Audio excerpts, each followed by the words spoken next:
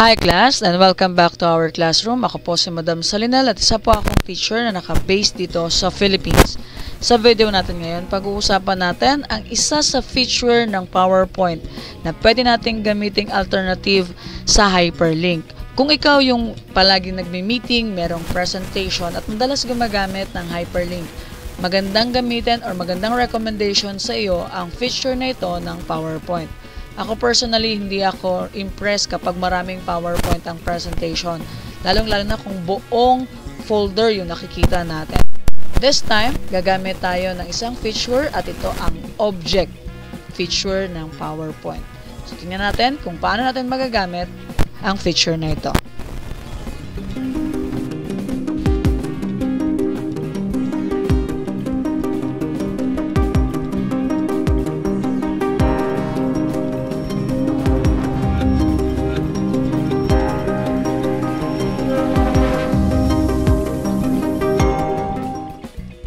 Okay, so start tayo. Advice po muna before we explore the use of object sa ating PowerPoint.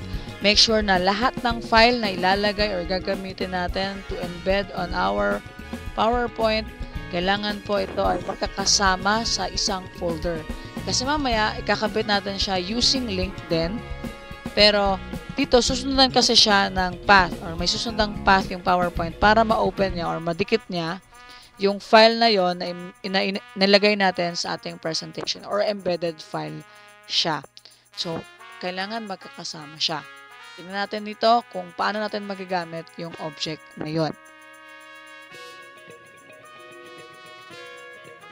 Okay, dito, so pag in-explore natin yung object, so tinapat natin yung cursor doon sa object, nandito mismo yung explanation ng object na to, no?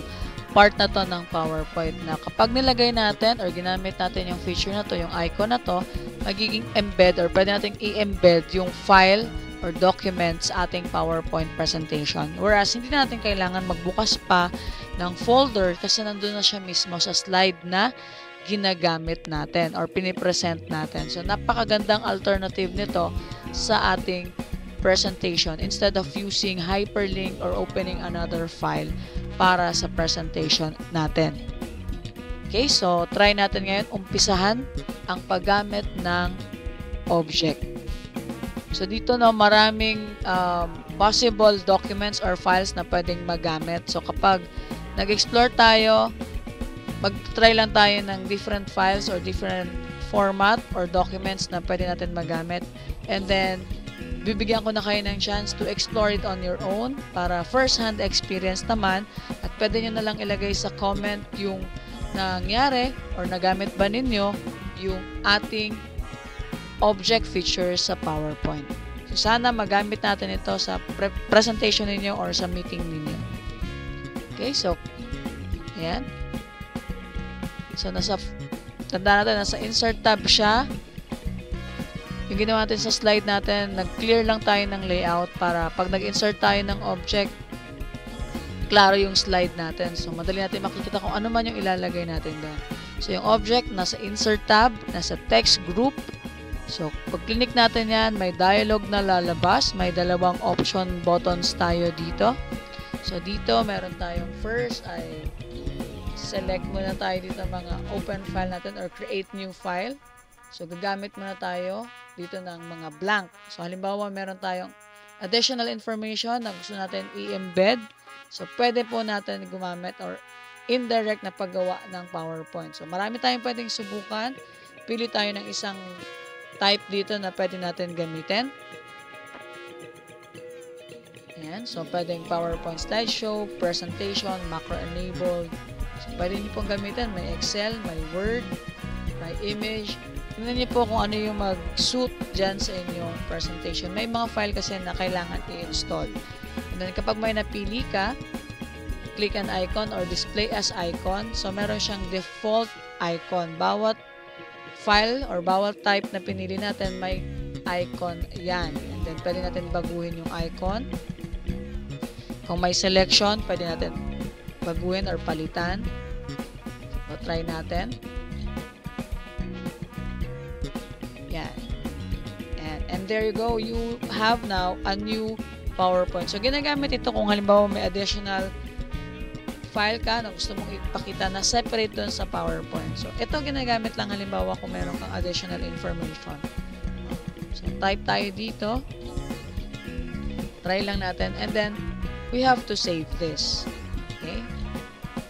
Ayan. So, na-save na natin yung file natin. Close na natin ito. And then, makikita natin, ayan na yung icon na ginamit natin kanina. And pwede natin i-resize or ibagay doon sa design ng slide natin. Slideshow tayo ngayon. Click natin. And ito na yung slide na ginamit natin. And automatic yan, pag naubos na or natapos na yung slide niya, babalik siya sa original presentation mo. Okay? So, end of slideshow na tayo. Okay, so this time naman, gamit tayo or explore tayo ng iba pang possible na gamitin dito. So, click natin yung object. So, halimbawa, create new tayo and then Excel tayo. Pero hindi natin gagamitin yung display icon. So, Excel worksheet, clear. Ayan, so, nandito yung object. Pwede tayong mag-type dito.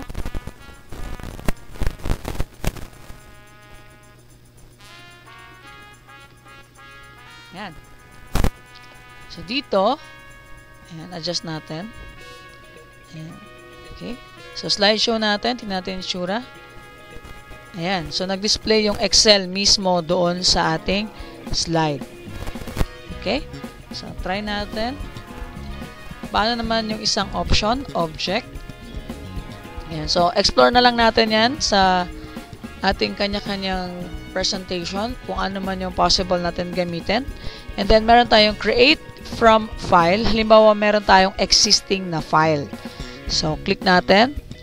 Ayan. So, meron tayong nilagay dito na file. And then, link. Tingnan natin kung link lang. Hindi natin click yung display as icon. Tingnan natin kung anong mangyayari.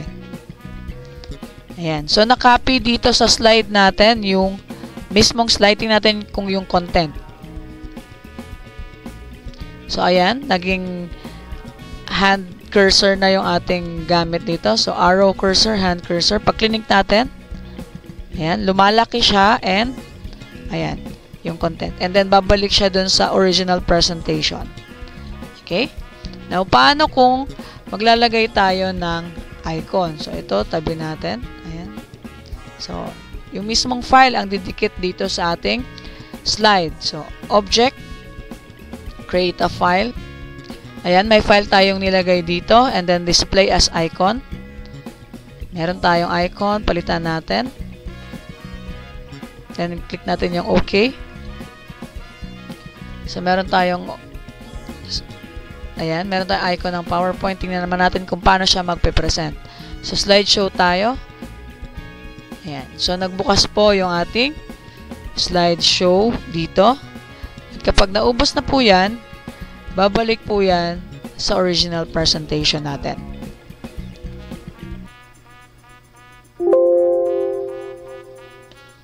Okay? So, marami pa pong pwedeng gamitin. Explore lang po natin ito sa ating mga kanya-kanyang presentation. At sana magamit natin itong feature na to ng PowerPoint para meron tayong alternative sa hyperlink.